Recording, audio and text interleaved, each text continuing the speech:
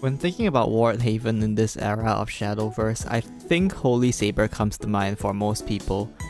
Which is pretty funny because other than having Ward herself, this card actually has like 0 Ward synergy, and she's played as a finisher in other decks too.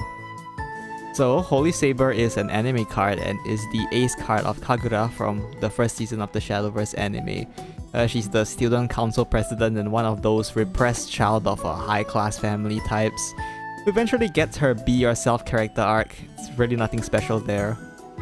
And I guess Holy Saber is meant to mirror this, which is especially visible in her leader animation when she takes off her mask after the first time you evolve a follower with her as the leader. Very subtle stuff there. Anyway, Holy Saber in the digital card game also mirrors this by being a completely worthless 3-cost 2/3 brick in the early game, while being near indispensable in closing out games later on. Possibly the worst kind of finisher there is. Well, that's what we're playing today, so here's Ward Haven. So today we'll be running this deck list. We're basically just playing Ward Haven for me to have an excuse to flex my 3 copies of leader Art Wilbert, but this deck list that I'm using today comes from the Japanese Haven player and YouTuber Sakagibara, because I don't play Haven enough to come up with my own decks, so this is the one he's using. Anyway, I think there's not that much room for variation. I mean, you can run stuff like Gilnolese if you want, I guess, but for today we're running this deck list. It's pretty straightforward. Everything is Ward, basically. Besides this, I guess, but I mean, like, it also makes Ward, so it's basically Ward. Yeah, it's just, I mean, it's Ward Haven. What do you want from me? It has wards in it.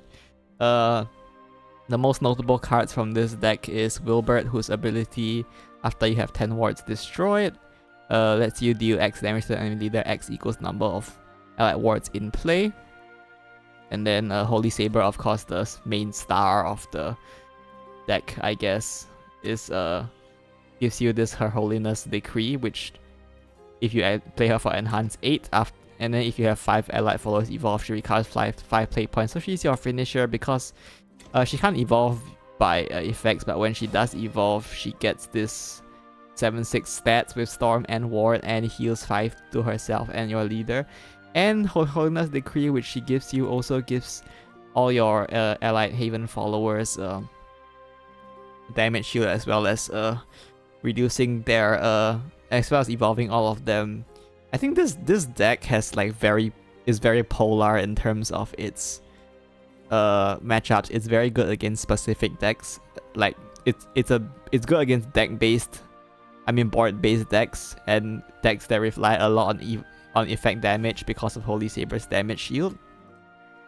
And then it loses to everything else, I believe. Well, not necessarily, but it's especially bad against Banish because basically everything you need is tied to the number of wards destroyed. Wilbert's ability is tied to the number of wards destroyed. Holy Saber herself doesn't have any relation to wards destroyed, but then in order to get her 5 evolve count, Lunarian Paladin is very good for that, and Lunarian Paladin himself requires wards destroyed to evolve the followers he summons. So yeah, this is the deck. It's not like the best deck ever, but I think it's pretty fun. It plays more like a sword deck than an actual sword deck. So here's the games. Today's video begins with a game against Sword, and we are going first. This deck does like going first a lot, so for your mulligan, you're just looking for early game wards, especially the ones that draw. So Temple Healer is good, Carmia is good, Xenos Paradoxical Shield doesn't draw, but it's good. It's the best ward for cost value in this deck, so we keep that. Empyrean Unicorn, honestly, I'm not really sure you want to keep that. You can run out of hand cards pretty quickly, so keeping it for a turn 1 play isn't that valuable. Bellringer is of course great, and Heartplume Warrior is, well, it's a bit questionable. It's up to you, I guess, if you want to keep it or not. I only like keeping Pegasus Knight going second, and of course the last crystallize we have is Sacred Grounds Creeper, which we do keep because it draws when it comes out, so it replaces itself eventually. So Weirlung is great early on, of course, to help you get your evil count. It heavily depends on whether your opponent has ability to clear it. If your opponent has any ability in their deck, even if you don't think they have it in their hand, unless you absolutely know they cannot clear it, do not play this early, because it's so valuable for your evil count. In this case, Sword, basically doesn't run anything with Yearlung. I'd be surprised if they had anything to clear this Yearlung, so we just drop it on board here. And of course they don't, so there's Victoria's Blade there. It's fine. We have a good advantage against Sword because we have a lot of wards. Which means all we have to do is hit face. And because Sword's ability to clear is reliant almost entirely on their followers, they have to trade if they want to clear my board, so we can just ignore their board and just hit face. Especially since we are going first, we are definitely a hit on board, and if they don't want to fall behind, they have to trade. And this is especially true when there's things like Carmilla involved, which if they don't clear my board, then Carmilla will evolve and buff it, and then they will have to figure that out. Pegasus Knight is awkward going first, because if you're going second, you can just play it on turn 2, and then on turn 4 she comes out and you evolve her, and it's a pretty standard play. But when you're going first, you have to either play her on turn 3, which means you're floating 1 PP, or you play her on turn 2 and then you play her on turn 4 along with another 2 cost ward like I'm doing here. And then she comes out on turn 6, which is probably what you're doing usually when going first. I played Carmilla here over Temple Healer because I want to save this for the card draw later on. Carmilla has that like banger effect of like when there are 5 cards including this, she evolves herself and then she buffs your whole board, but generally people know how to play around it like pretty decently, so I just play her for the draw here. We do need to draw into our deck anyway. This hand isn't particularly good if we're trying to win the game. My opponent is going to go wide here, which is fine for us. A bit of a white board that we have to answer, but it's not a big deal, honestly. Go ahead and drop the Yearlung and then Wilbert here just to clear Liot. We do leave like a bunch of followers here on board, which might get scary, but we do have Shiro in hand with Pegasus Knight next turn as well, so we're not too worried. There's Erica. So obviously it would be bad for me if they dropped the Musketeer's Vow here, but thankfully they didn't have Musketeer's Vow. Even if they had Musketeers, I would have been able to clear it, but it would have been more annoying. They do drop Erica into the Bell Ringer here, which I'm not entirely sure. I guess they must have like 2 more Ericas in hand if they're doing that. I do trade as well. Drop the Killer Instinct. I do not know what they're trying to block with Killer Instinct. Currently, it's not really blocking anything. So you go ahead and just drop Temple Healer for the draw here. And we evolve the Pegasus Knight.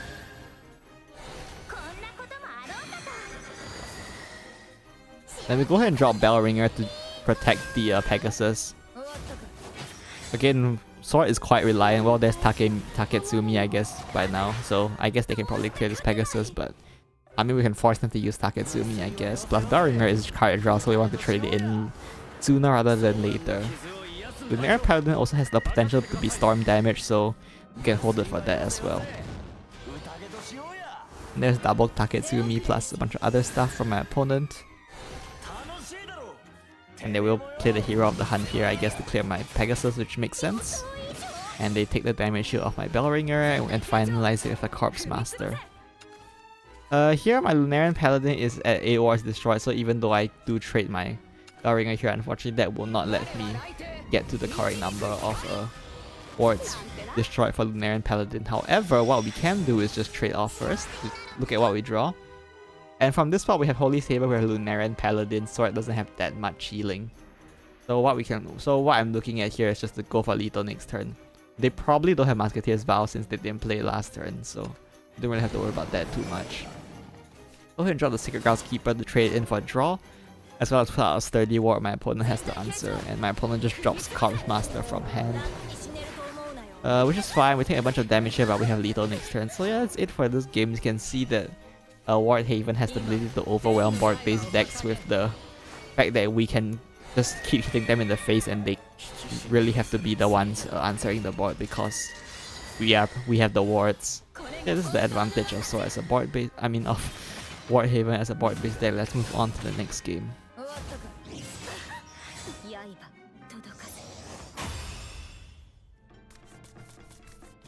Our next game here will be against Haven, the Mirror, and we are going second. Against Haven, if it's Amulet, you're probably screwed. This is like the only deck I've ever seen that actually loses the Amulet Haven, but lose it does. So for Mulligan, we just keep Xeno here. Pick up a very nice hand with Bell Ringer and Carmilla. we can probably make use of at some point. We pick up Groundskeeper as well on turn 1, so we just go ahead and drop that. Start getting that countdown early, and then we can draw from it. My opponent drops Yearling, so we do know this is going to be the mirror. Unfortunately, Wardhaven does not have a way to clear Yearling, so we just go ahead and drop the Bellringer.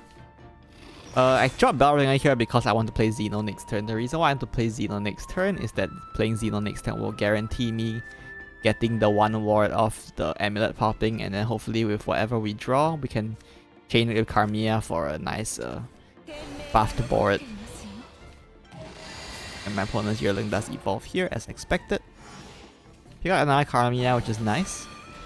Go ahead and drop Xeno here as we planned earlier. At this point they can only clear one of these wards, so one of the Xenos live, which is exactly what we want.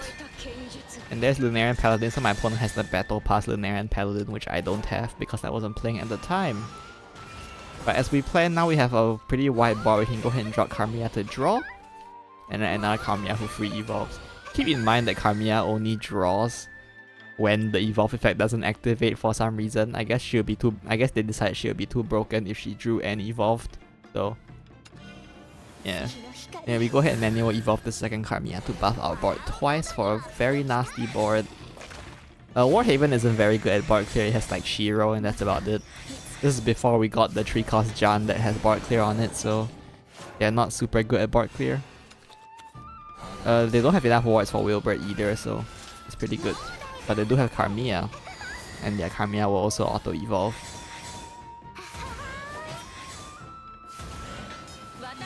We'll evolve the Holy Cavalier here, presumably to clear my second Karmia as well. But we have a very solid board on here. And then we play an Imperial Unicorn here just to get the Evo effect active. Imperial Unicorn's effect is very weird. It's not at all necessary. It's one of the rare leader effects from followers that aren't really necessary, but I mean it doesn't really hurt to get it active either, so you have the chance, you might as well. My opponent drops Wilbert here, which will go ahead and clear, I think, my Groundskeeper probably, yep. And they drop Gilnelis. We don't run Gilnelis in this list, but I guess you can if you want. My opponent runs it. So if we ever reach turn 10, if we ever get the turn 10 situation, we will need to watch out for Gilnelis. But for now, that's not really a problem. We pick up Pegasus Knight here, so we can go ahead and use that. We can make great use of this Shiro we have in our hand to clear the board with Pegasus alongside Pegasus Knight, so that we have a very sturdy board here. And we trade the Pegasus Knight. The only way that Wardhaven has ways to hit characters through wards is with Shiro, so keeping our Pegasus as healthy as possible maximizes the chances of it surviving. And we hit them in the face with our Knight.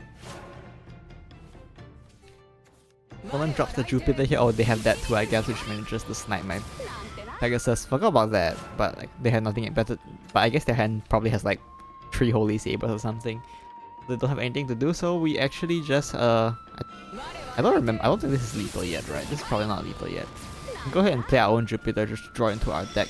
Mainly just to get rid of that Jupiter so that we can hit them in the face and pressure them. Can look for a lethal next turn, hopefully. My opponent drops Wilbert, so either they don't have Holy Saber or... Well, actually, they don't have enough Evo, so they probably couldn't play Holy Saber there, which is good for us. And there's their Karmia. They have enough Evos to play Holy Saber now. But it's a bit too late for them because... well, actually, Imperial Unicorn's effect does damage at multiples of 3, so technically it might not be too late for them. Maybe. Well, it's probably too late for them because I just go ahead and play Lunarian Paladin here. Trade one off. Trade off the Holy Cavalier here, trade as well. Draw a Wilbert. And then with a combination of Wilbert's leader effect and Shiro, this is gonna be lethal, so let's move on to the next game.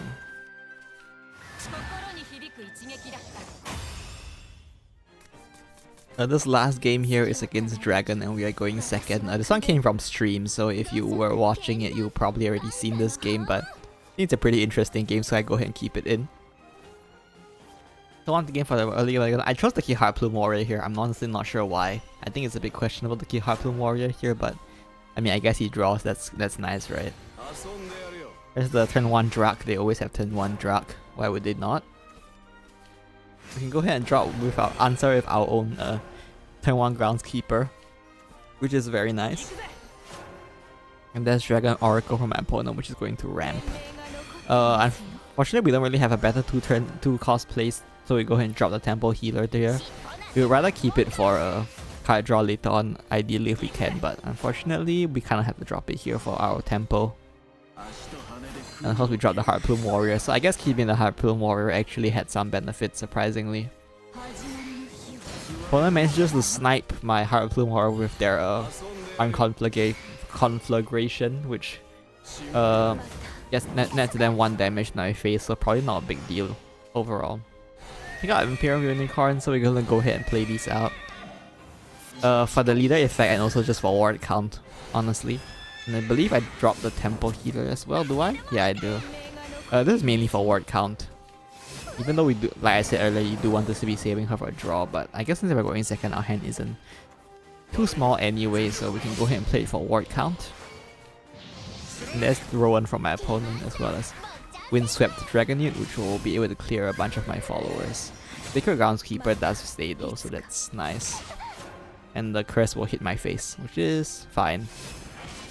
Go ahead and trade off to activate our 5 ward destroyed effects. We can use Wilbert to pop the Windswept Dragonute, and then just evolve Sacred Groundskeeper face.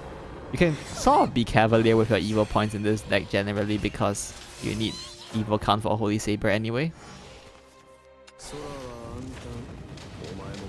And there's the Drak.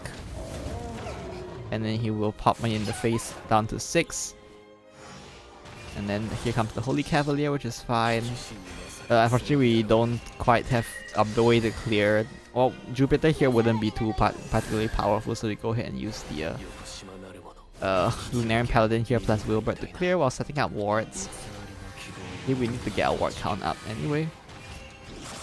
Probably should have traded 1 Cavalier before playing Wilbert so that Wilbert's leader effect will be active, so bit of a misplay from me, I think. Well, not really bit of, more like a major misplay, but oh well. And there's Dragon's Awakening, and the Howling Congregation as well, and Windswept Dragonute. So things are looking pretty good for us now.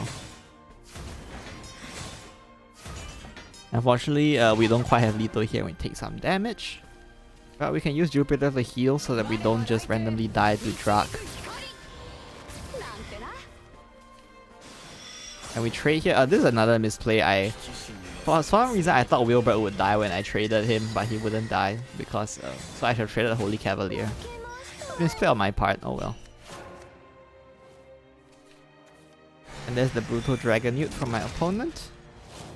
And the Prophetic Dragon was at this point I was pretty worried because I mean Prophetic Dragon summoned a wall of 12 health taunts, which is not great for a deck that relies on Holy Saber's down damage. And I did already spend 2 Wilberts as well, so getting Wilbert's leader effect, you can see now messing up on getting the Wilbert's leader effect earlier is pretty painful. So we just try to do our best we can.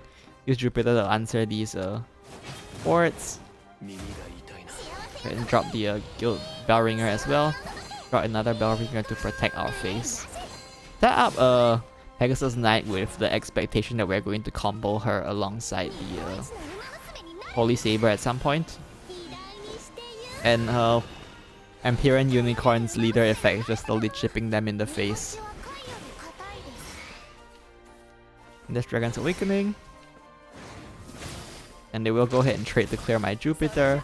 And they decide to leave my Bellringers. I guess they're trying to make me lock my own board, which kind of makes sense, I guess. It makes it hard for me to find lethal here. Unfortunately for them, it also makes it easy for me to lock their board. And thankfully, the Black Dragon's Curse didn't hit my face. That would have actually been bad if it hit my face, because the Empyrean Unicorn's effect stopped being active. So this time we can go ahead and just lock them. You can see Buff Dragon's followers have very high health, so it's quite easy to lock them. Just play a bunch of wards. My opponent has no way to clear their own followers, so they are forced to just deal with my board at this point. And they will go ahead and clear my Bellringer. Fortunately for me, well, the second Holy Saber wasn't really necessary since we had lethal without it, but I guess it solidifies it, so we go ahead and drop the Jupiter, clear the Prophetic Dragon, and then Holy Saber's Evo can clear the second one and hit face. So that's it for this game. You can see a rare case of board locking using a board-based deck like Ward Haven. I guess it's one of the things Ward Haven can do, so that's pretty cool. So those are all the games I have for you today. You will notice the lack of Flame and Glass Shadow in this video, and that's because the matchup is miserable. So yeah, this is the deck. We played some Ward Haven. Once again, as I said earlier, this deck is pretty biased in terms of its favorable matchups. When it's it's really good into board-based decks, and it's pretty good into decks that rely on effect damage to clear board and deal face damage. And other than that, it's pretty miserable, and it's especially bad against banishes. So yeah, I mean, it's not that bad. You can probably climb with it. Honestly, I actually climbed a decent amount with playing Ward Haven while getting footage for this video, so give it a try if you want. It's a little... oh, it's not super expensive. It does have 3 legendaries though, so I guess if you own these cards, you can go ahead and give it a try. If you don't own these cards, then try it if it looks fun for you. But if you don't think it looks that fun, just don't try it, I guess. It's pretty expensive and it's not that strong. So yeah, that's it for today. See you next time. Bye bye.